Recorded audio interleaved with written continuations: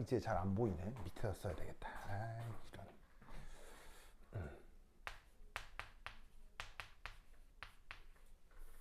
잘 안 보인다. 인프라레드.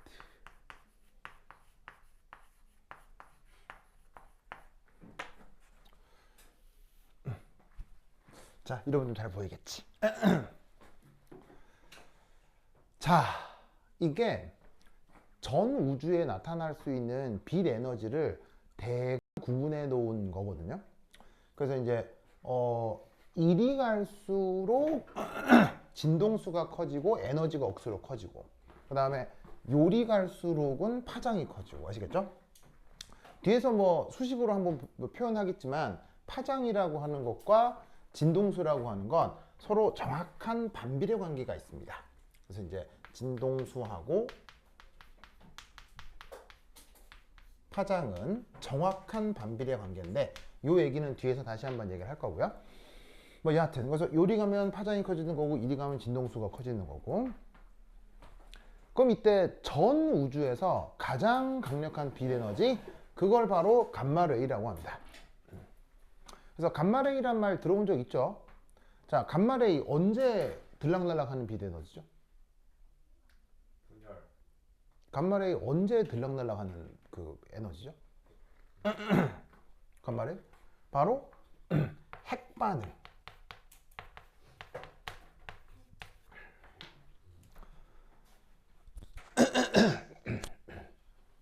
핵반응. 핵반응이란 말 알죠? 네. 자, 핵반응은 크게 몇 종류가 있죠? 두 종류. 뭐 아니면 뭐? 융합 아니면 분열. 아시겠죠? 그래서 뭐 이렇게 태양과 같은 별에서는 핵 융합이 벌어지잖아요. 그리고 지구에 있는 핵발전소에서는 핵 분열이 이루어지죠. 그럴 때 빛 에너지가 들락날락 할 수 있는데, 그런 정도의 에너지를 뭐라고 한다? 감마레이라고 합니다. 아시겠죠? 그래서 이 감마레이는 생명 현상과 관계가 있습니까, 없습니까? 이거요? 감마레이는 완벽한 반생명입니다. 와우. 네.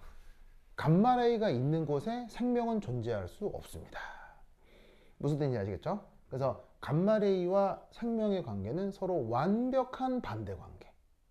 그런데 어떤 생물학자가 감마레이, 생명에 대한 감마레이의 영향을 연구한 어떤 생화학자가 있습니다. 와우. 방금 얘기했잖아요. 감마레이가 있는 곳에 생명은 존재하지 못한다. 네. 그런데 그 생명과 감마레이에 대한 연구를 한 생화학자가 있습니다. 당연히 그 연구 결과는 꽝이겠죠. 뭐 아무런 관계가 없는데 그런 연구를 해서 뭐해. 근데 그 연구를 해서 유명해진 생화학자가 있습니다. 그 사람이 누굽니까? 바로 브루스 배너 박사입니다. 브루스 배너 박사가 누굽니까? 헐구. 헐구.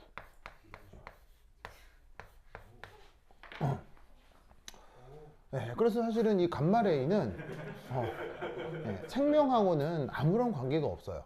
생명이 있는데 감마레이를 쪼으면 다 죽어요. 그게 무슨 말인지 알겠어요? 다 죽는데 다 죽는 걸 왜 연구하는지 하여튼 했다가 헐구가 된 박사 이름.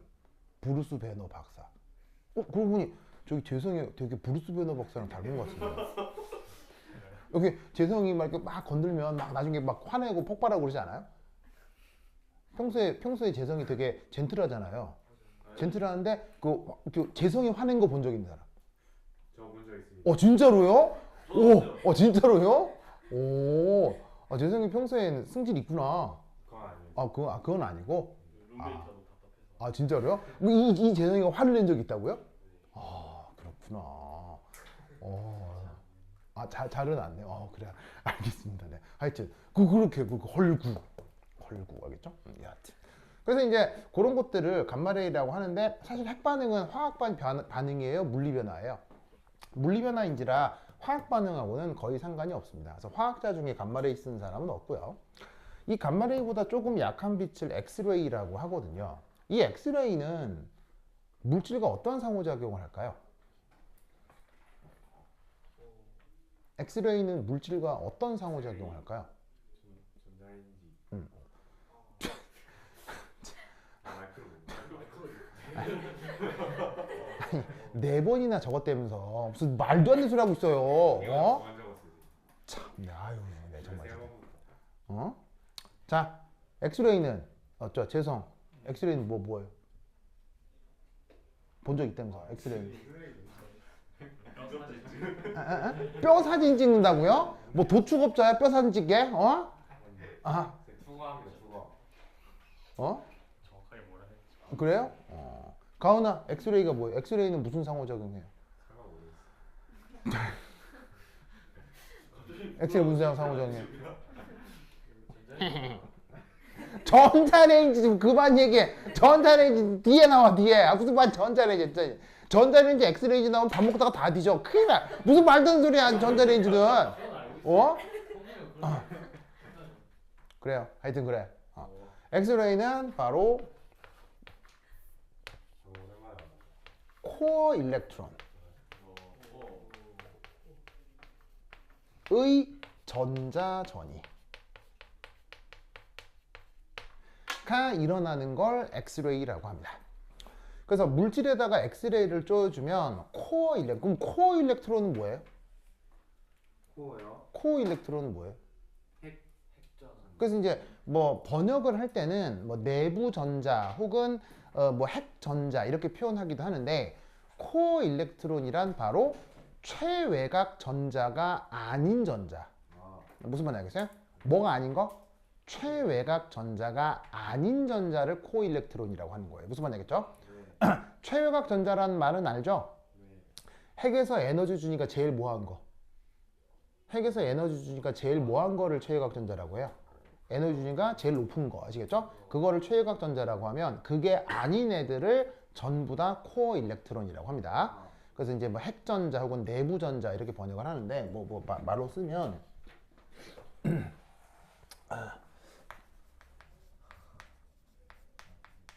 최외곽 전자가 아닌 전자 그게 코어 일렉트론 그것의 전자전이 자 전자전이 영어로 전자전이 영어로 전자전이 영어로 일렉트론 트랜지션 이라고 합니다. 그래서 일렉트론 트랜지션을 전자전이라고 번역합니다. 그럼 제후 전자전이 뜻은?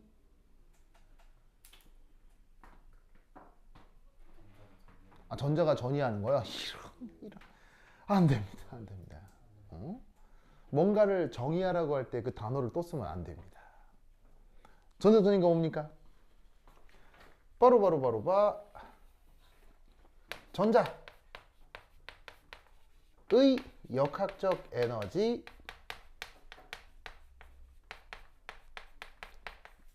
그게 변화했을 때 쓰는 말이 일렉트론 트랜지션입니다. 어떤 해당 전자에 뭐 운동 에너지도 있을 거고 뭐 위치 에너지도 있을 거 아니에요. 운동 에너지, 위치 에너지 더한 걸 역학적 에너지라고 하죠. 그 역학적 에너지가 상태가 변했을 때 쓰는 말이 전자전이. 지금 알겠죠? 그래. 그래서 엑스레이를 물질에 쪼여주면 이런 일이 벌어진다. 알겠죠? 그리고 아까 또 난데없이 우리가 우리 저기 누구냐 그 재상이가 얘기했던 거 바로 의학 진단용.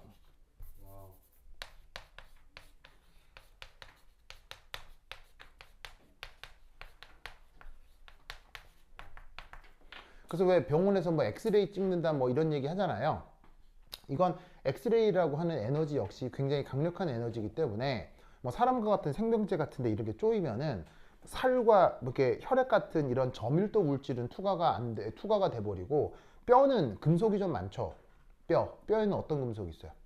칼슘 같은 금속이 있기 때문에 금속이 이 엑스레이를 흡수해 버리면서 뼈는 엑스레이가 투과를 할 수가 없거든요. 그래서 그런 차이로 엑스레이 가지고 막 뼈 사진도 찍고 막 하죠. 그렇죠? 하죠. 근데 이제 그거는 엑스레이에 대한 아주 일부의 활용이고요. 엑스레이에 대한 가장 근본적 활용은 요거다라는 거. 아시겠죠? 자, 방금 내가 또 중요한 얘기 했는데 왜 엑스레이를 이런 데 쪼이면은 뼈는 투과가 안 되느냐? 왜 뼈가 투과가 안 된다고요? 거기에 뼈에 금속이 있기 때문이에요. 무슨 말 알겠어요? 무슨 금속? 칼슘. 금속은 뭐를 잘 흡수한다? 금속은 여러모로 빛 에너지를 굉장히 잘 흡수해요. 그래서 뼈에는 금속 부분이 많아서 이렇게 잘 투과가 안 돼가지고 설라문에 이게 엑스레이의 사진으로 이렇게 뭐 병원 진단용으로 쓸 수 있다 이런 얘기지. 뭔 말인지 아시겠죠? 네, 그것도 같이 알아두시고. 자, 그럼 이제 엑스레이보다 조금 약한 빛. 그 약한 빛 중에 하나를 얼트라 바이올릿이라고 합니다. 우리말 번역은 자외선.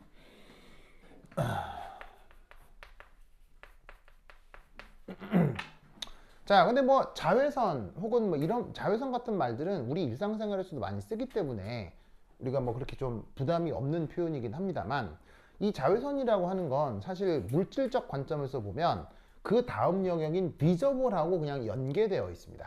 자, 비저블이라고 쓰고 우리말로는 뭐라고 번역하죠? 가시광선.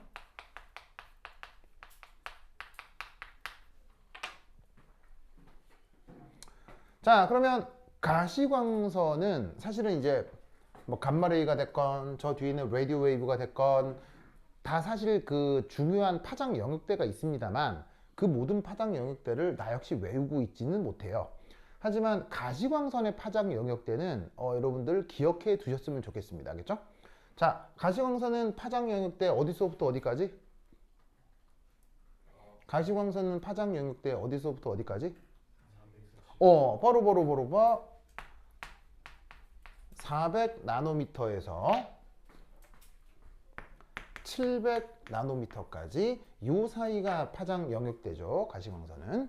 그래서 요 정도 숫자는 기억해 두도록 하시고, 그래서 400 나노미터면 그 가시광선 색깔이 대충 무슨 색깔이죠? 400 나노미터면 대충 색깔이 무슨 색깔이죠? 바로 파남보, 이쪽 계열이죠. 파남보. 그러니까 이제 기본적으로 사람 눈에 푸르딩딩하게 보이는 거. 그쪽 빛이 400나노미터 쪽이고요. 700나노미터면 사람 눈에 대충 무슨 색깔로 보여요? 빨주노, 그쪽이 이제 700쪽이거든요. 빨주노. 그러니까 이쪽은 뿌구죽죽한 쪽이 되는 거죠. 그래서 왜 뭐 7빛깔 무지개 해가지고 뭐 빨주노 초파남보 뭐 이런 식으로 말 쓰잖아요. 요것도 기억해 두시고.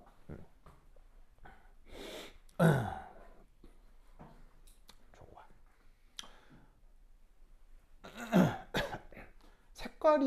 색깔이 주관적인 거 아세요? 색깔이 객관적이지 않고 주관적인 거 아세요? 무슨 말이냐면 똑같은 색인데 사람마다 달리 인식하고 표현할 수 있다고요. 생명의 문제가 아니에요. 생명은 뭔가 이제 그 뭐냐면 다른 기능이 생겨버린 거고요. 그게 아니라 몸의 기능이 똑같은데도 그걸 인식하고 표현하는 게 상당히 주관적입니다.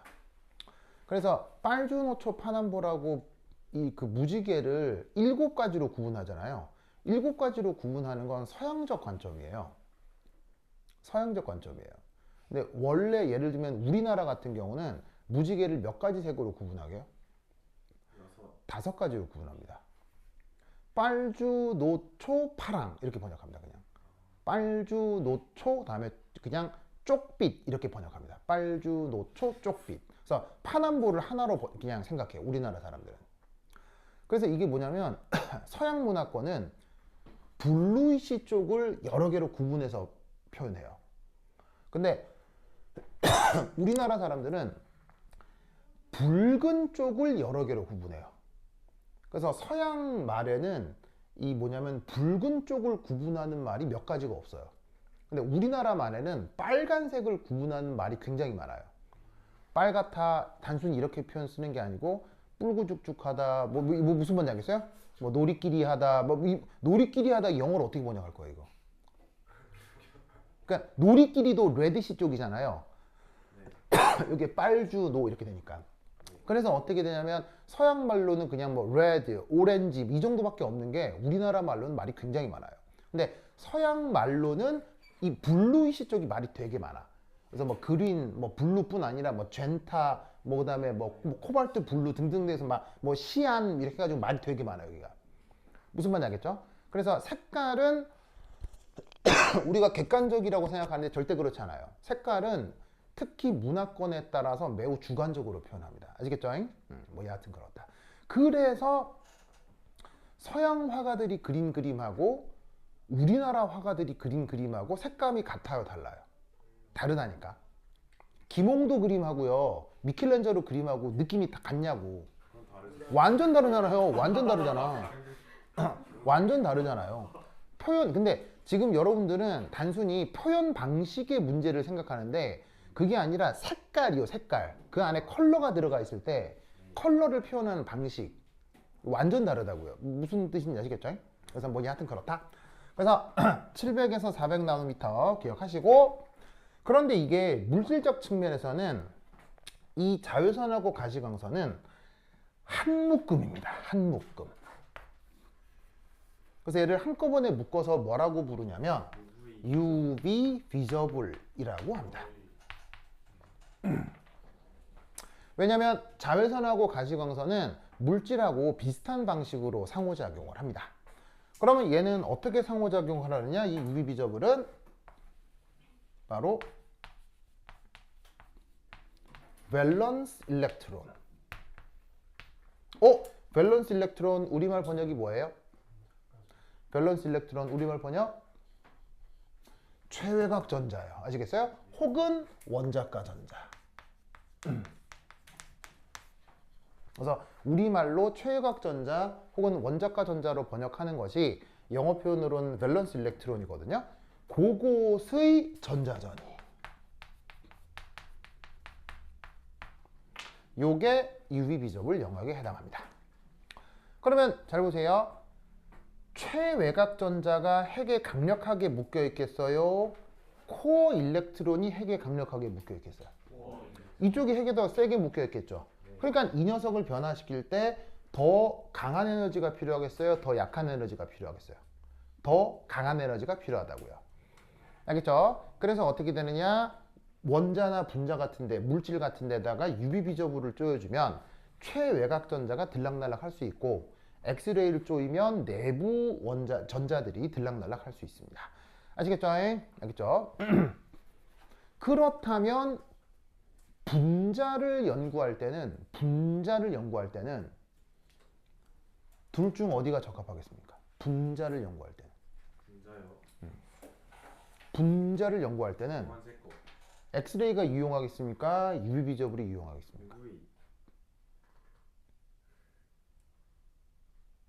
분자를 연구할 때는 엑스레이가 유용하겠습니까? UV 비저블이 유용하겠습니까? 뭐 이렇게 뭐 칼로 팍 이렇게 자르는 경계가 있는 건 아니지만, 분자를 연구한다고 하면 어디가 더 유용하겠습니까? 재성아. 바로 이쪽이 더 유용합니다. 왜? 분자는 누구하고 누가 화학결합이 된 거예요? 원자끼리 화학결합된 게 분자잖아요. 그럼 화학결합은 코어 일렉트론끼리 되는 거예요? 밸런스 일렉트론끼리 되는 거예요? 밸런스 일렉트론끼리 상호작용하는 게 그게 화학결합이잖아요. 그럼 분자에 대한 연구는 이 밸런스 일렉트론끼리의 상호작용을 알아보는 게 중요할 테니까 분자적 연구는 UV 비저블을 많이 쓰는 거예요. 무슨 말인지 알겠어요? 그럼 역으로 원자에 대한 연구를 하고 싶다. 그러면 어떤 빛을 많이 쓰겠어요? 요거. 알겠죠? 알겠죠?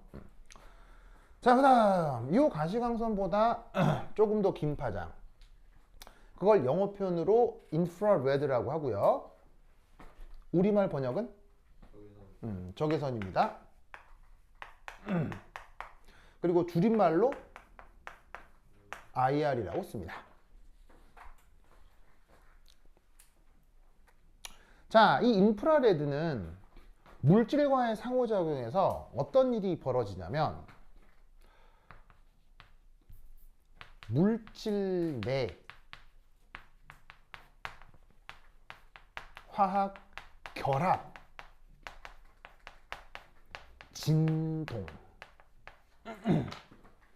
과 관여하는 게 바로 인프라레드입니다. 자, 화학결합이 진동할 수 있다. 요 말 뜻 아시겠어요? 이게 결합 진동이 두 가지가 나타날 수 있는데 뭐 이름을 붙이자면 여기 1, 뭐 2, 3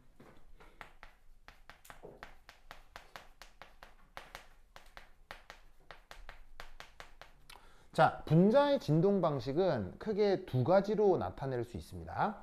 첫 번째는 스트레칭. 자, 얘는 뭐냐면 결합 길이가 실제로 변하는 겁니다.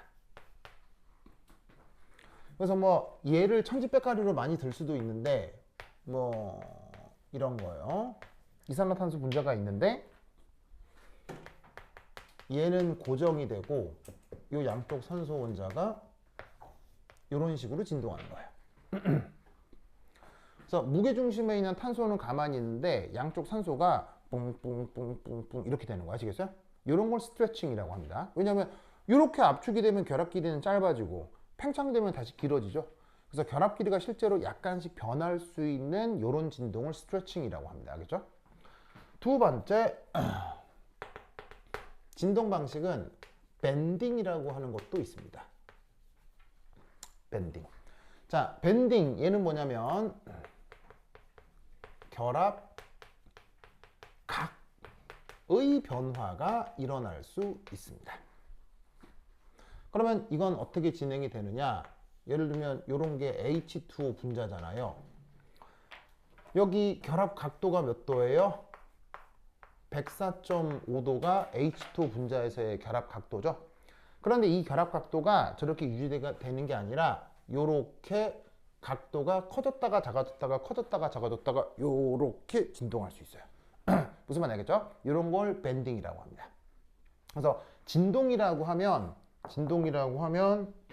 이게 한 가지만 있는 게 아니라 두 가지가 있을 수 있는데 그 중에 하나가 스트레칭, 하나가 밴딩.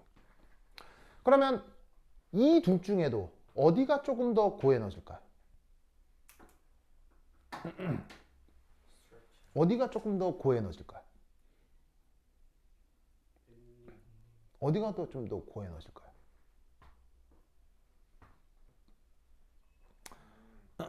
어디가 조금 더 고에너지일까요?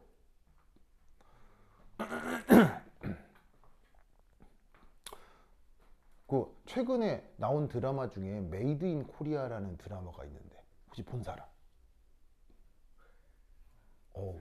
아 봤어요? 그 뭐야 있어가지고 다 봤거든요. 완전 재밌던데. 볼만하던데. 코미디예요. 예? 코미디냐고요? 아니 역사 스릴러요. 들어보니까. 네, 역사 스릴러요. 메이드 인 코리아. 메이드 인 코리아. 이번에 트럼프가 베네수엘라 대통령 그 뭐냐면 그 마두로 대통령 그 체포한 명목이 뭐죠? 명목이? 독재와 또 마약이었잖아요. 마약이었잖아요. 그럼 그 마약과 대한민국은 관련이 있을까요? 깊숙한 관련, 아무런 관련이 없을까요? 깊숙한 관련이 있을까요? 사실은 대한민국이 어마어마한 마약 생산국이었거든요. 그래서 여러분 생각해봐. 한국 사람들 생각해봐. 휴대전화 잘 만들어요? 네. 한국 사람들 자동차 잘 만들어요? 네. 한국 사람들 무기 잘 만들어요? 네. 무슨 말이에요? 잘 만들잖아요. 그럼 그 한국 사람들이 그 능력으로 마약을 만들어요. 잘 만들겠어요? 못 만들겠어요? 끝장납니다. 끝장. 메이드 인 코리아 마약이 퀄리티가 어마어마합니다.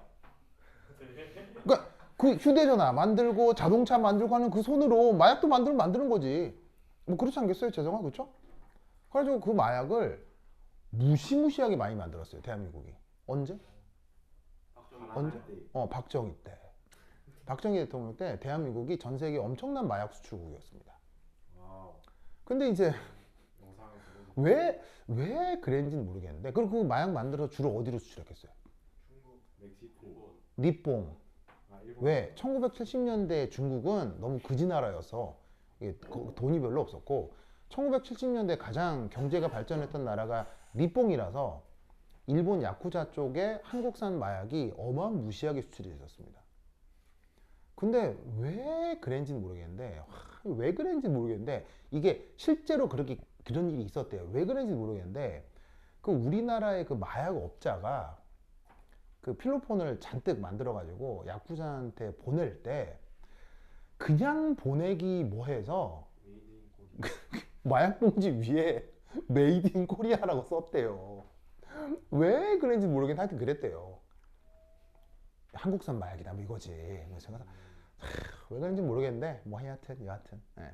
그래서 그게 우리나라의 1970년대다. 그리고 당연히 그렇게 팔려나간 마약의 자금은 어디로도 많이 흘러 들어가겠어요. 기업 위에 정치권 아시겠어요? 정치권. 그래서 한국의 어떤 정권 유지에 이 마약 자금이 활용될 수도 있었지 않았을까라고 많은 기자들은 강력하게 추정합니다. 무슨 말인지 알겠어요? 네, 강력하게 추정합니다. 그래서 그것을 이야기로 만든 드라마여서 굉장히 재밌게 봤어요. 굉장히 재밌게 봤어요. 그래서 그 드라마에 어떤 장면이 나오냐면 혹시 여러분 중앙정보부라고 알아요? 중앙정보부? 중앙정보부가 요즘 이름이 뭐로 바뀌었어요? 요즘 국정원으로 바뀌었잖아요. 그 중앙정보부 만든 사람이 그게 박정희죠. 그래서 박정희의 그 뭐냐면 독재 정권을 유지해주는 핵심 기관인데 그 중앙정보부가 진짜 위세가 너무너무 심해서 아무나 잡아다가 고문하고 막 죄인으로 만들고 막 그랬었거든요. 역시나 드라마에 사람들 잡아다가 민주화 운동 하던 사람들 잡아다가 막 고문하는 장면이 나오더라고요. 그래서 만약에 재성아 만약에 중앙정보부에 끌려가서 고문을 당해야 돼. 재성아 생각할수록 기분이 좋아. 너무 나빠. 너무 나쁘지. 그래서 이제 재성이가 이제 그 고문을 당해야 돼. 그래서 이제 어떤 그 뭐냐면은 고문관이 딱 와가지고는 박재성 씨, 저 고문을 골라요. 고문을 골라. 자, 어떤 고문을 골라야 되느냐? 내가 지금 자기 팔을 뺐다가 꼈다가 이런 고문을 할 거 1번. 두 번째, 자기 팔이 닫혀 있는 그 팔의 각도를 좀 바꾸고 싶은 거 2번. 자, 고르세요. 어떤 거 고를 거야? 어떤 거 고를 거야? 굳이 골라야 되면 어떤 거 고를 거야? 자, 어떤 거 고를 거야? 자, 고문을 당하는데 누가 와서 내 팔을 뺐다가 꼈다가 할 거래. 이거 하고 누군가 내 다리를 좀 찢을 거래. 자, 그나마 그 중에서 고르라고 하면 근데 무슨 말인지 알겠어요? 무슨 말인지 알겠어요? 자, 어디가 고에너지고 어디가 저에너지겠어? 이쪽이 훨씬 고에너지야. 알겠죠? 이거는 존경합니다. 아, 그런 거야? 네. 저쪽이 고에너지야. 훨씬. 무슨 말인지 알겠죠? 그래서 내가 항상 뭐라 그랬어? 어떤 현상에 대한 그 예측을 해보라고 할 때, 어떤 현상에 대한 예측을 해보라고 할 때, 답하기가 애매하다면 그 현상을 내 몸에 해보면 돼. 내 몸에. 그렇다고 그걸 실제로 하라는 게 아니고요. 내 몸에 했다고 치고 상상하면 된다고. 이런 걸 무슨 실험이라고 해? 이런 걸 게덴켄 익스페리먼트라고 한다고. 상상을 독일어로 뭐라고 해? 상상. 그걸 게덴켄이라고 해. 이 게덴켄 익스페리먼트로 가장 유명한 사람이. 그게 아인슈타인이잖아. 상대성 이론 생각할 때 상대성 이론과 관련된 실험을 실제로 할 수는 없잖아. 머릿속에서 막 시뮬레이션을 돌리잖아. 그런 걸 독일어로 게덴켄 익스페리먼트라고 한다고. 그러니까 그거를 내 몸에다가 한다고 생각해 보란 말이야. 그러면 어떤 결과나 느낌이 있겠지? 그럼 그게 실제 그럴 가능성이 높아. 왜? 내 몸이 자연이니까. 무슨 말인지 알겠어요? 내 몸은 자연이기 때문에 평생 동안 내가 내 몸을 활용해 본 적이 있잖아. 그러면 내 몸을 활용해 본 적이 있으니까 내 몸에 이걸 적용하면 내가 어떤 느낌이 들 텐데 그게 실제 자연에서 벌어진 일이랑 큰 차이가 없다고. 무슨 말인지 알겠죠? 그래서 어떻게 된다? 이 둘 중에 이게 훨씬 고에너지인데 그거를 방금 말씀드렸다시피 은유적으로가 아니라 실제적으로 말씀을 드리면 잘 봐. 스트레칭이 되면 핵과 핵 사이 거리가 멀어졌다 가까워졌다가 하는 거잖아. 그러면 핵과 핵 사이에 뭐가 있어? 핵과 핵 사이에 뭐가 있어? 결합 전자쌍이 있지. 그럼 결합 전자쌍을 중심으로도 결합 전자쌍이 핵과 멀어지기도 하고 가까워지기도 하고 막 이렇게 되는 거잖아. 그럼 핵하고 전자가 멀어지고 가까워지고 멀어지고 가까워지면 무슨 상호작용이 바뀌어? 전자기력이 바뀌지. 전자기력이. 전자기력은 거리에 대한 함수니까. 근데 전자기력은 전 우주적 관점에서 약한 힘이야, 강력한 힘이야? 아주 강력한 힘이라고. 핵력 다음으로 강한 힘이라고. 그러니까 어떻게 된다? 스트레칭이 벌어질 때는 이게 은근히 에너지가 세. 무슨 말인지 알겠죠? 근데 밴딩 정도는 밴딩은 결합전자쌍과 원자핵의 평균 거리가 심하게 변해 뭐 꼭 그렇진 않아. 밴딩은 이 각도가 변하는 거니까 결합전자쌍과 그 해당 원자핵 사이의 평균 거리는 크게 변하지 않는다고. 무슨 말인지 알겠어요? 그러니까 에너지가 좀 덜 필요하지. 무슨 말인지 알겠죠? 이해됐습니까? 그래서 둘 중에 굳이 고르려고 하면 이쪽이 조금 더 고에너지다. 여하튼 이런 일을 벌일 때 필요한 에너지가 뭐다? 적외선. 아시겠죠? 알겠죠? 기억하시고. 그 다음 이 적외선은 뭐라고 생각해도 되냐면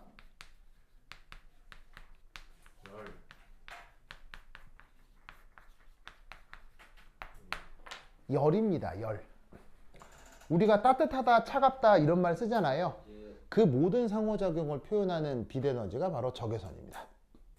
알겠죠? 그렇죠? 이거 알아두시고. 자, 마지막 두 개 하고 그냥 후딱하고 시작할게요. 자, 그 다음 적외선보다 조금 작은 거 마이크로웨이브라고 하는데, 마이크로웨이브는 번역이 없습니다. 알겠죠? 마이크로파 이렇게 쓰는 거예요. 마이크로파 써서 번역이 없어서 그냥 그대로 쓸 건데, 마이크로웨이브는 물질하고 무슨 상호작용을 하죠? 진동 여기 있잖아요.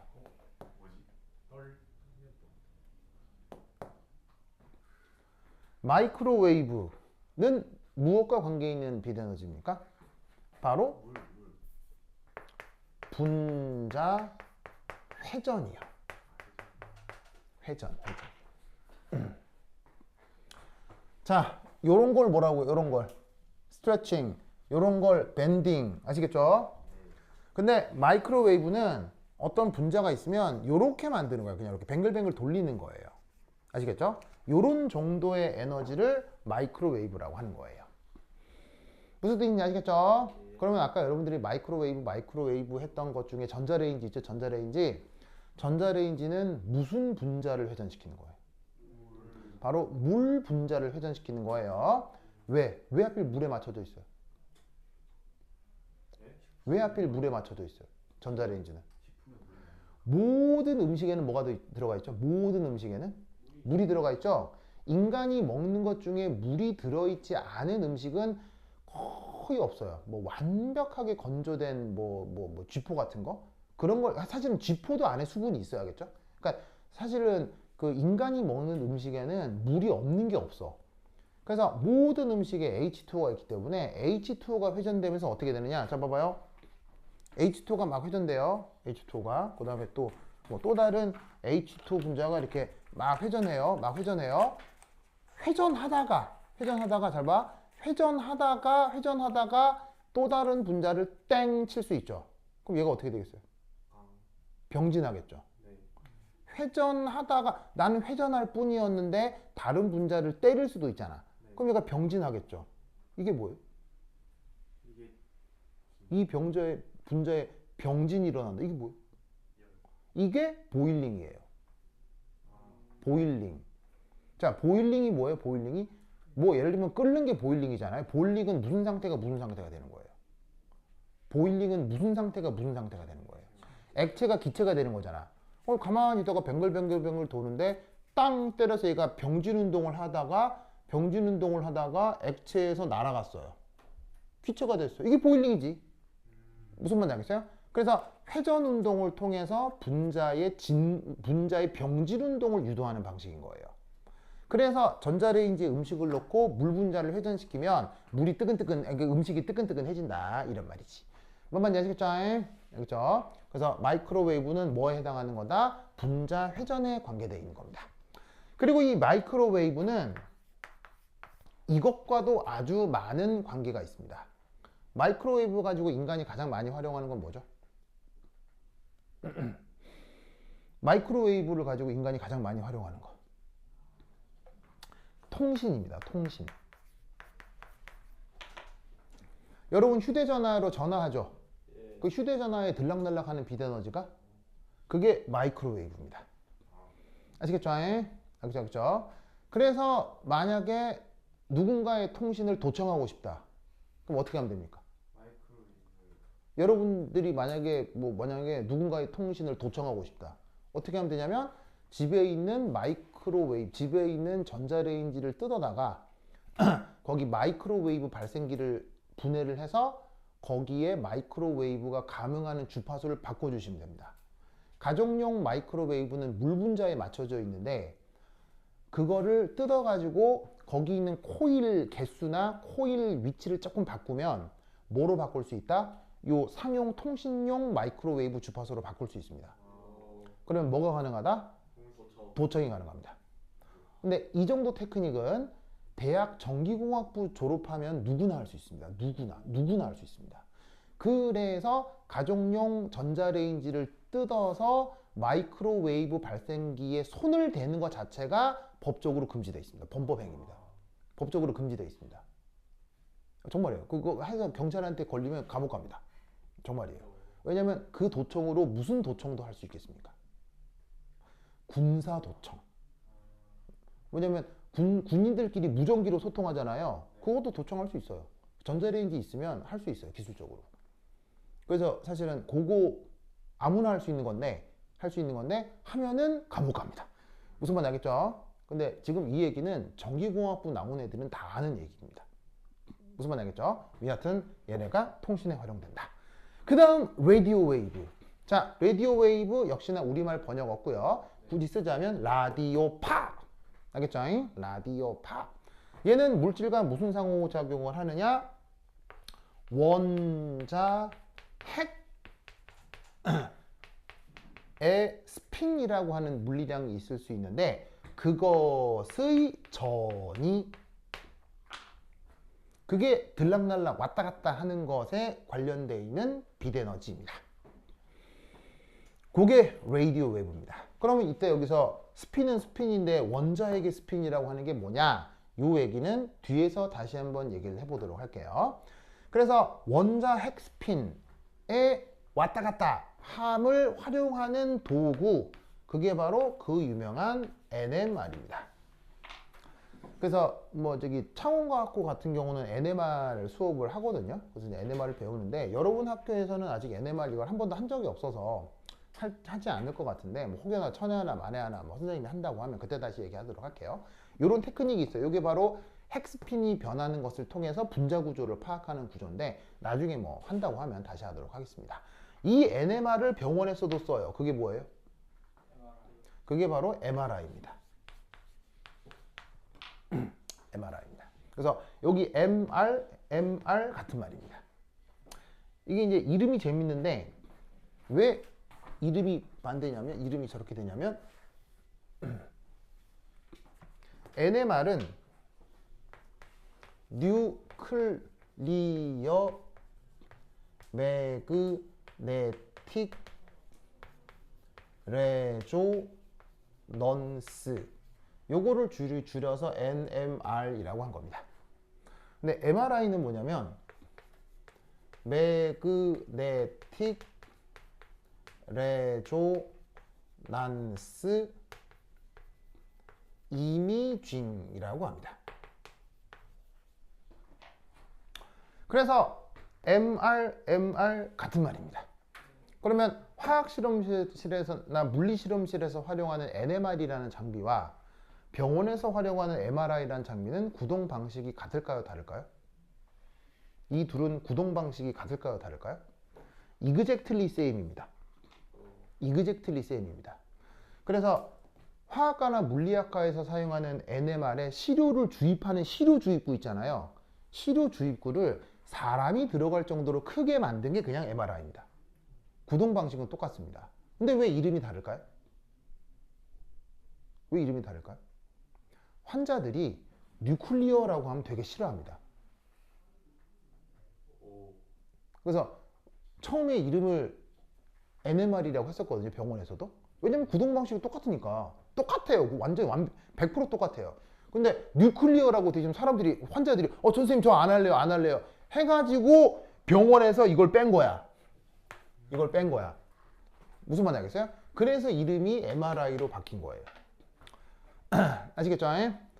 근데 핵폭탄의 핵하고는 아무런 관계가 없습니다. 아시겠죠? 그래서 방사능이 나오거나 그런 건 아니에요. 여하튼 그리고 이 라디오 웨이브는 우리 일상생활에서 뭐로 많이 사용합니까?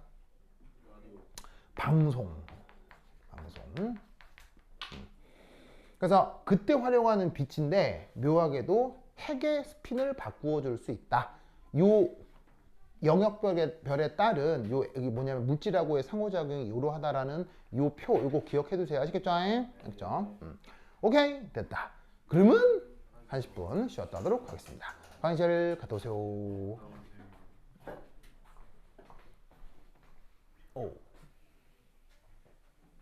오 동영.